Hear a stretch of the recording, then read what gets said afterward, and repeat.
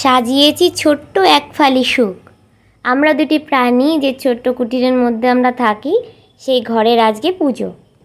এই যে পুরো ঘরটা দেখতে পাচ্ছেন, এই পুরো ঘরটায় আমরা দুজন মিলে ডেকোরেট করেছিলাম। আর এই হলো আমার দিদা।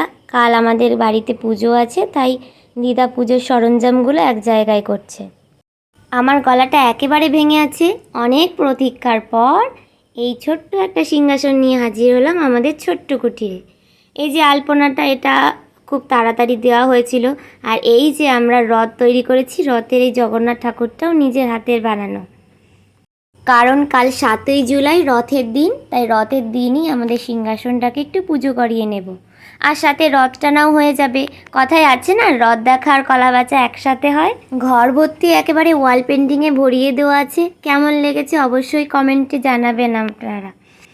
এদিকে তো দিদা নিজের মতো কাজ করেই চলেছে। আর এই হলো আমাদের ডাইনিং প্যাসেজ। এখানেও একটা ছোট্ট গণেশ ঠাকুর আঁকা হয়েছিল দেয়ালে।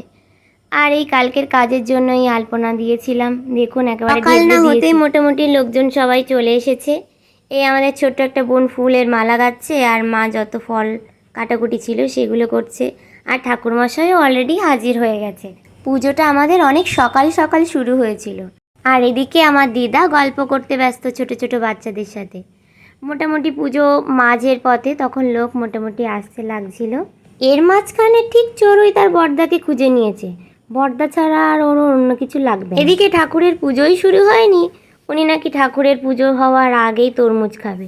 তাই মা এক টুকরো কেটে ওর হাতে দিল। কারণ দেখতে গেলে ওই তো আসল ঠাকুর আমাদের বাড়িতে। সারাদিন এখানে ওখানে ছুটে বেড়াচ্ছে, আর এটা ওটা নিয়ে নিয়ে বড়দি ওটা নেব, বড়দি সেটা নেব।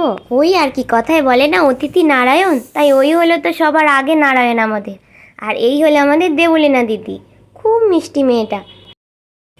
ওদিকে দেখো দরজার পেছন থেকে কে একজন উকি দিচ্ছে। আর এই যে আমাদের মহান লোকজনগুলো সব লাইন দিয়ে বসে আছে পুজো দেখার জন্য।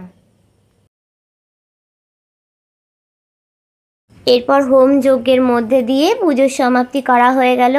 তারপর যে যার মনস্কামনা ভগবানকে জানিয়ে আমরা আস্তে আস্তে ধীরে ধীরে প্রসাদের পর্বের দিকে চলে গেলাম। এই হলো আমার বড়দি আর বড়দির ছেলে।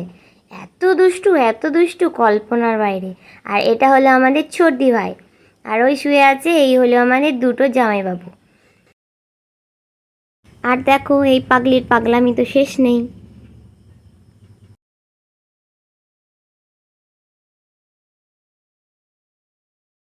আর এটা পুজোর সময়কার একটা ছোট্ট ক্লিপ। কারণ তখন তো আমি পুজোতে বসেছিলাম, ভিডিও করার সময় পাইনি, তাই ওই ভিডিওগুলো করে রেখেছিল।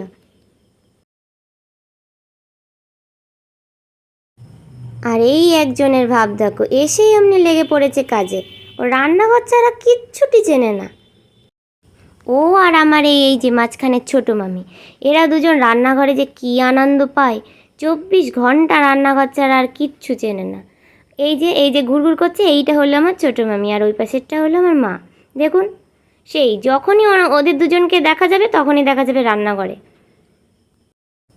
এনারা তিনজন একেবারে একই দলের নাম লিখিয়েছে।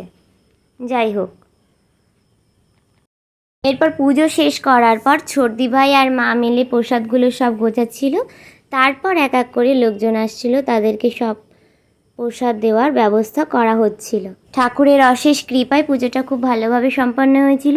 আপনারা ভালো থাকবেন, সুস্থ থাকবেন এবং পাশে থাকবেন সবসময়। আপনাদের ক্ষতযুক্ত ঘরগুলো কিভাবে সাজিয়েছি সেগুলো দেখাবো পরের ভিডিওতে।